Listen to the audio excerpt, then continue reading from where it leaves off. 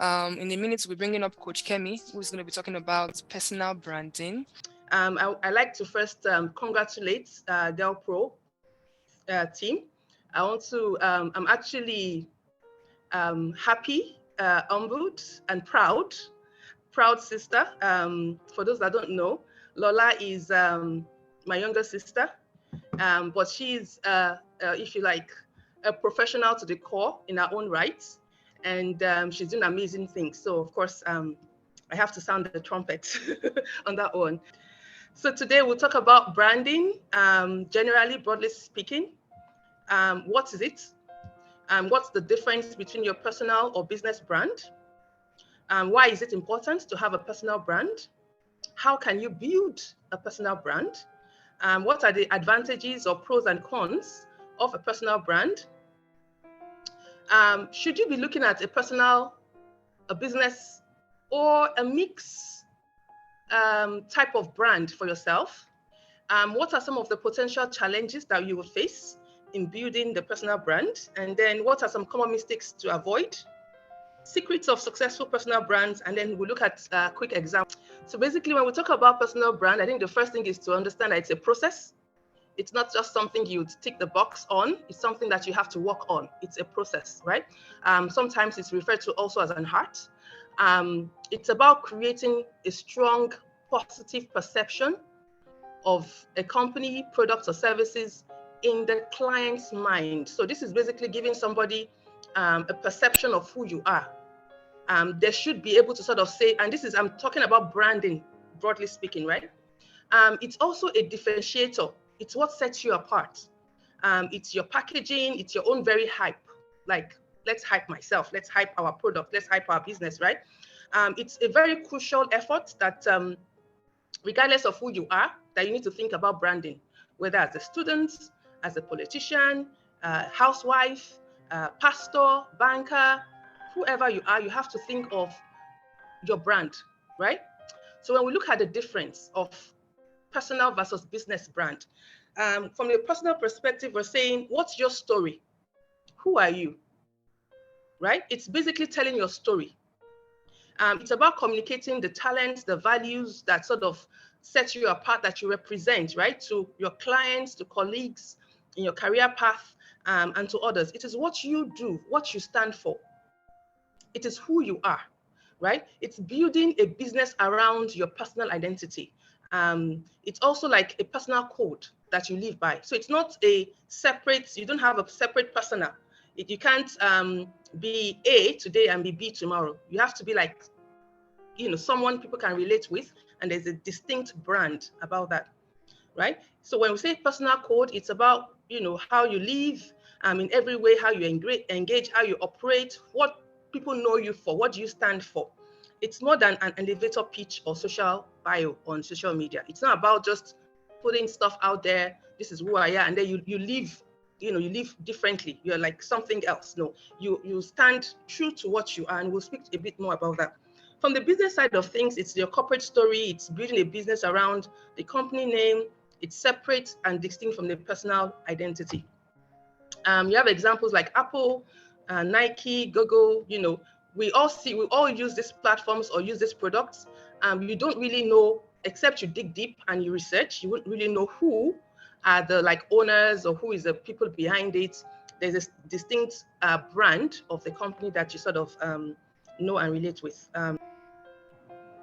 So why is a personal brand important, right? So first, it's that whole uniqueness that it gives you. And here I want to sort of, if you went back to the previous slide, sorry, Lola, I want to tell a bit about myself. So for instance, I started out in my career as a, believe it or not, IT professional. It's way different from what I studied in school. So I've got two degrees, one in international studies, the other one in public administration at master's level. And I'm currently doing a PhD in philosophy. I don't, like, all the things I've done career-wise is the total opposite of what I studied for the most part. Now, I got into development sector as an IT. It was really accidental. I was working at an IT firm, and I just had that can-do attitude. And somebody called our office and asked for a service. And the engineer was not around. And I said, oh, you know what? I can do it. I'm also he said, are you an engineer? I said, yes. I can sort it out. And so I went to the client's office, and I had no clue. I had no idea what how to go about solving the issue. But I just had that can-do attitude, and I was always watching the engineers when they're at work. And so when I got there, and the client said, this is what the issue is, and they were like in a panic mode. They had a presentation that was really like important, and it was crunch time. And I just, fiddled a bit with the system, and that was it.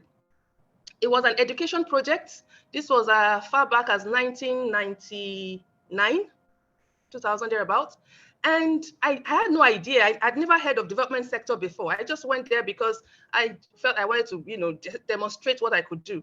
And, after I solved the issue, one white guy came out, British, and he said, what do you do? I said, I work with an IT person. Would you like to work for us?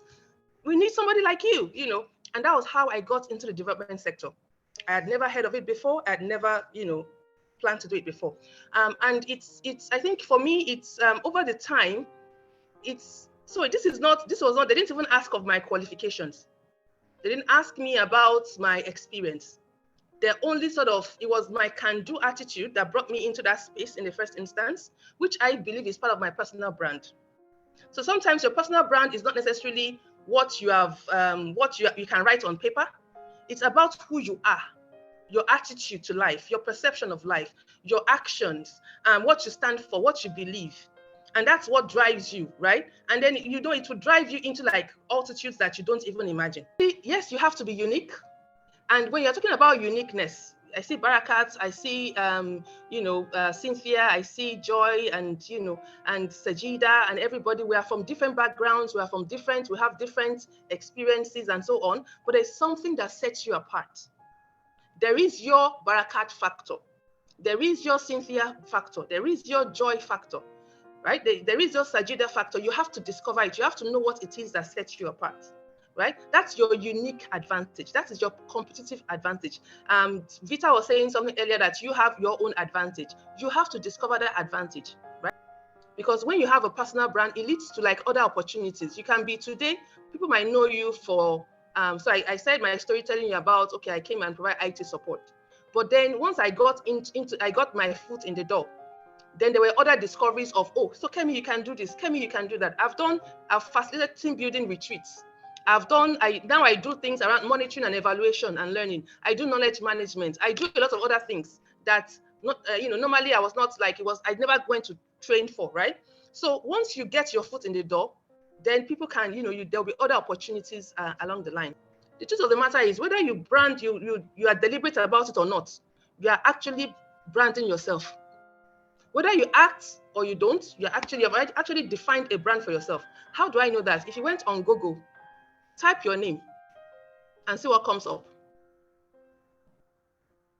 Wouldn't you rather prefer to sort of, define the narrative about you than having somebody define it, right? So personal branding is actually saying, I want to be deliberate about how people get to know me or who I am, right? So it's about you taking a deliberate approach. So it's not even it's a non-starter. It's something that you have to do. So now we're going to go into some exercises. The first thing is I actually want you to set the stage, for instance, in terms of how you build your a vibrant personal brand. So I want you to actually take this step one after the other as we talk about it. So the first thing I would like to say is in terms of building a personal brand, it's important for you to what?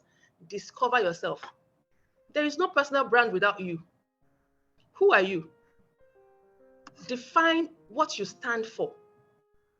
Usually there is some form of assessment you need to do to sort of know your strengths. What are your current strengths? What are your faults? What bad habits do you have? What interests? What are your desires? What are your passions? What kind of personality are you? What are your core values? What do you represent? What can you offer the world? What can Joy offer to the world? What's your unique offering? And this is something that is not necessarily like something you have to struggle to do. It's something that okay, this is what I want to be known for. This is what I can offer my world, or this is what I want to be able to be known for. This is really critical. You have to be able to like communicate, articulate a plan. So that's the first thing. How do I want to communicate my brand? Who do I need to communicate my brand to? What's my messaging? What's the message I want to pass across? And I want to say that building your brand is in stages, because right now you might be in a particular phase in your life where you are currently maybe a student and you're still trying to discover yourself. You're still trying to, that's my son on the background, so don't mind that. So you're still trying to discover yourself and who you are and all that. So your communication or your messaging today might focus on a particular aspect because you are not yet at the end, right? Like Adesola was saying earlier, you have the end in mind, but you're on a journey. You are in a particular state today. So what would your messaging today will be different from what it will be maybe down the line, right? But you should have a plan of what you want to what your message should be. It should be clear. It should be a consistent message.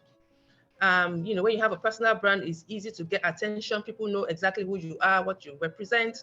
It's easier to build trust because they're dealing with face-to-face with an individual. They can put a face and a name to that person. Once you have garnered the trust and people like you and like what you're offering, they will stick to you. They will stay with you as long as you continue and constantly deliver value. And people just prefer faces, right? They prefer to sort of have that human interaction and connection. Now, the downside is that you can't separate your personal life from your business or other things, because then anything else you do. So let's say you go partying and you're so popular, people would pick up on that. If you send something, maybe you made your own personal opinion about a political candidate, sometimes people will take that as part of what your brand is saying. So you can't separate your personal life from the brand, so to speak. So in terms of best practices, one of the things that people have found that is more useful is to find a good mix. So where you bring a merger of a bit of the business aspect and the personal brand into one, and it's called personality-driven business brand. Okay, that's what it's called. In that wise, it's separate from your personal brand. So you have your personal brand separately, but then you leverage the social capital of your personal brand to build that business brand. The challenges with building a personal brand, one is the fact that having a recognizable personal brand that can change and grow with time is tough. And then ability to highlight the different facets of yourself over time is a challenging but ultimate goal, right?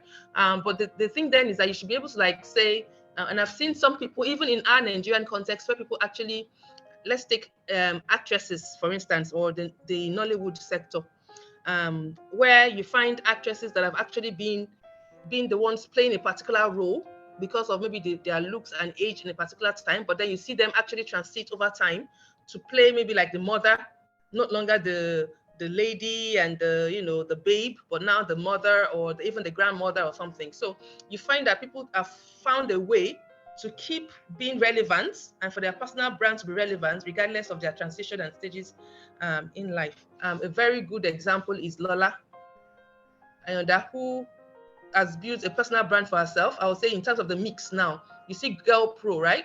Girl Pro is like, of course, is leveraging Lola's social capital, but then it's not necessarily Lola, right?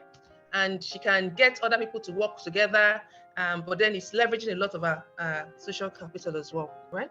And then oftentimes there's a big mistake that people do. They tend to sort of copy others. They tend to sort of,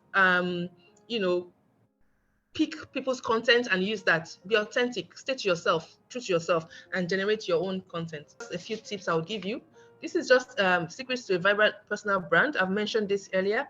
Be honest, be authentic, be original, be consistent, amplify yourself. No one will do the talking for you. Hype yourself, and be compelling in that personal brand. So you need to identify the specific skills you need, the specific expertise you need, and invest in that, right? Build your skills, right? And don't be afraid to fail. I've done several things that I've failed at, but the most important thing is that you recognize that you failed, you recognize and learn from your mistakes, you pick yourself back up and you decide not to, make those same mistakes anymore, and you leverage on that and build on the momentum, right? So I think that I will just end with this quote. Chris Addison said, "Your brand isn't what you say it is. It is what Google says it is." So I will end here, and I'll be happy to take any questions. Thank you so much, Coach Kemi, for the useful insights. Elsa already said she needs your professional support in terms of a personal brand. I'm sure Vita too would connect with you at some point.